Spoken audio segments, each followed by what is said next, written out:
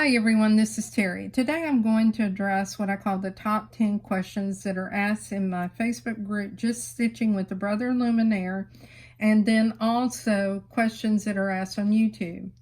Number one question that I see has to do with the needle threader. Now I have my stitch plate off because I want to show you something, but on the needle threader, the automatic needle threader works with your needles that are 7511 to 116. You don't want to use it with a number 9 needle because you can damage the needle threader. You also will not use it with twin needles. And when we're talking about thread, the thread weight on the top of your machine should be a 30 weight or smaller. Now remember, thread weight is just the opposite of what you think.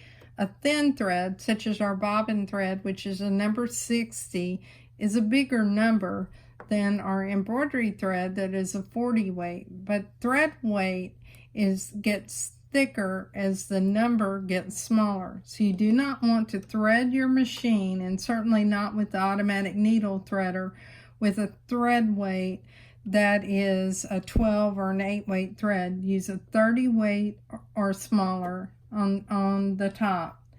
Now this throat plate that you see is a throat plate that has a wide opening. You're going to use this for almost everything. You use it for embroidery, you use it for directional sewing like with zigzag stitches and decorative stitches. You'll use a single needle throat plate when you're working with fine fabrics and you're using a straight stitch. But for most stitching, you're going to use this throat plate. The next question that I get is about which bobbin case. You have two bobbin cases, the one with a green screw on it, which is here. It does not have the purple dot in the center, but it has a green screw. Has been calibrated to work for embroidery, but it also works with everyday sewing, and I use it all the time. Now, if I'm working on bobbin work, I use my other bobbin case because I can adjust the tension on the bobbin. For most sewing, what you're going to do is you're going to adjust your top tension versus your bobbin tension. And while we're talking about the bobbin, you notice that this is a clear bobbin that came with your machine. This is stronger in most instances than the pre-wound bobbin case. So in some cases on pre-wounds, you won't want to use that bobbin unless you buy the pre-fills that come from, say, Brother or Baby Lock. Now you'll notice that the thread is coming to the left. This is the way it goes on the machine, and I bring it under the tension guide. Now if I'm working on bobbin work, I do not take it under the tension guide. Like for instance, if I was using pearl cotton in the bobbin, I would take it to this point where my finger is, and I would cut it with scissors. I would not use my thread cutter on those real thick threads that are used for bobbin work. Okay, one of the other questions that I see very often has to do with the speed control. The speed control is for sewing only. This slides to the left and right, and it can slow down your machine to be in the slowest mode or speed it up to the fastest. If you go into your settings page and you go to the settings page, and we'll back up to the number 1 page, you can also use it as a width controller, and that's if you have a zigzag stitch and you're wanting to use it to move it back and forth to increase or decrease the width. When this is on, it does not work as a speed controller. Now, if you're wanting to know about speed control for embroidery, we'll go into the settings page. This is where you set your speed for embroidery. You do not set it using the speed controller that I have my hand on in the upper left-hand portion of the screen. So this is where you're going to go in and you'll set your speed with the maximum speed of 1050.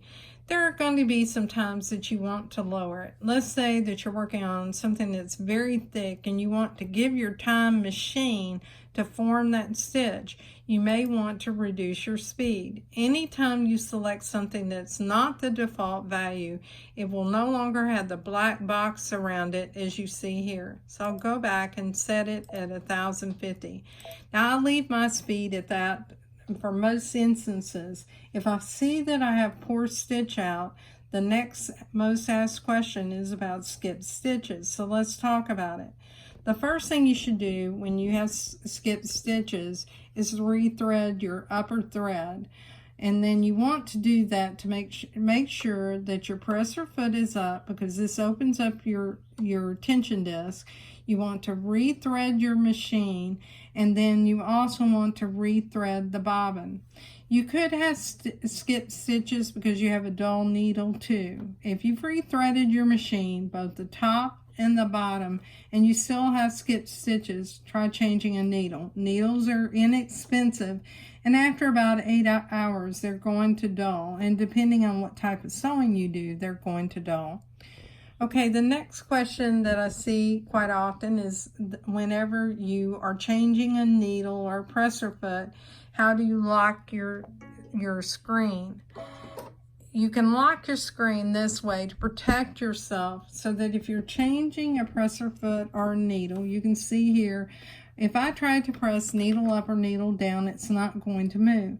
This is a safety feature that allows me to change things on my machine, and I can avoid an injury. Now, another feature that is nice is to lock your screen. Excuse the bobbling of the camera. And here is how you lock the screen. What this does is it prevents you from changing anything, but you can use the needle up, needle down, and other features on your machine. But if you're, let's say you're working on a quilt and you're quilting, what can happen is, you've noticed I touched this screen, or if my fabric hits the screen, it can change something. So to avoid that, you can select the lock screen setting. Now that it's disengaged, I can go ahead and move on, and then I can select any setting. One of the other questions that is asked is in the general sewing area, and if you, for instance, you select a stitch, and I'll select 109, and I'll select the edit function here. Now you notice this is engaged because it's blue, and I'm going to turn on to select that my feed dogs are down. Now normally if I'm going to do free motion, I would use the foot that is recommended, but what I want to show you is my feed dogs are now dropped. And let me zoom in so you can see it, and you can see they're dropped down. If I deselect that button, I'll zoom back out, the feed dogs do not automatically go up until I start sewing. So now it's showing that I need to use a J foot, and what we'll do is we'll go ahead and attach the J foot. And remember, these feet snap on, so all you have to do is just bring it up and depress it underneath, or you can drop and lower your lever here on the back if you want. What I'll do is I'll lower it and bring it back up just so you can see that. But if I start sewing and I have a foot pedal attached, you can see that now it is sewing that stitch. Now let me go ahead and cut my thread so my feed dog re-engaged. So that's one of the questions that I get asked. One of the other questions I get asked is about tension on the sewing side. On each of the stitches, you have the ability to adjust your tension. It's right here. Now let's go in and let's look at our embroidery side. So we'll go to Home, we'll choose OK, and we're going to go to Embroidery. You don't have to have an embroidery hoop, by the way, to go into Embroidery and Design. That's another question that's often asked. When you select embroidery, your embroidery arm engages and moves over so it's ready to be embroidering. You'll want to make sure, though, that you change your foot. By the way, I have embroidered before with my J foot on, and I felt very stupid when I did it, but it can happen. So your machine does not know what foot that you have on it unless you have a foot that plugs in to the back, and then when you do have one of those feet, it knows. This is a screwdriver that comes with your machine. It has 3 settings, In the number 1 setting, you can tighten your foot and your needle. You don't want to over tighten. And then in the number 3 setting, you can use it to tighten your hoop. And that helps with the hoop screw, because if you're trying to tighten your hoop and you can't hand tight it, you can do that. Looks like I have some thread caught here, but I can remove it. Okay, now the next question that is asked over here has to do with the tension for embroidery. If you want to affect the overall tension on embroidery on your machine for every design, you need to go into your embroidery settings and change it here. Now typically I don't do that. I leave mine on the default settings, because sometimes it can be the way that something's digitized or the thread that you're using that's causing your tension errors, or it can be that you just need to rethread your machine. If you want to affect the tension on a singular design, we'll just select one and choose set. All I need to do is go to embroidery, and I'll go in and I'll select where you see the scissor icon here. This is how I change the tension on an individual embroidery design. And remember, if you tighten or increase your top tension, it's going to pull your bobbin thread up. It means that your top tension is winning. If you want to reduce the top tension, it means your bobbin is going to pull that tension towards the bottom. This is also where you can turn off your scissors. Let's say that you're quilting an overall quilt design, and you'll find some of those by some people like Amelia Scott has edge to edge, and so does OESD. You can turn off your trims, and when you do that, what it'll do is that it will allow you to tie off those threads. So that's another question that is asked. Another question is often asked about the camera. You'll see a camera icon here, but you also see it at the top. If you select the camera at the top, what you'll see is underneath your presser foot. And what you can do is you can use this to adjust the overall position. Now, I'm going to raise my presser foot for a moment, and I've marked an X on my screen. And what I want to do is, that is more or less the crosshairs that I want to use for positioning. So I'll put the presser foot back down. And now what I can do is I can move this in the embroidery mode if I had a hoop attached. And what would happen is I move it with the hoop. It would move over so that I'm in the perfect position for that grid. And I can check it by using the crosshair that you see here.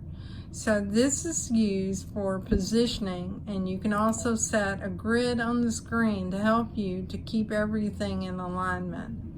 Okay, one of the other questions that is asked is about this camera. This camera is used to scan, and you'll scan your hoop, and when you scan something, what happens is your hoop is going to move back and forth, and that design is saved. It's saved on page 10 in your machine, and you delete it right here.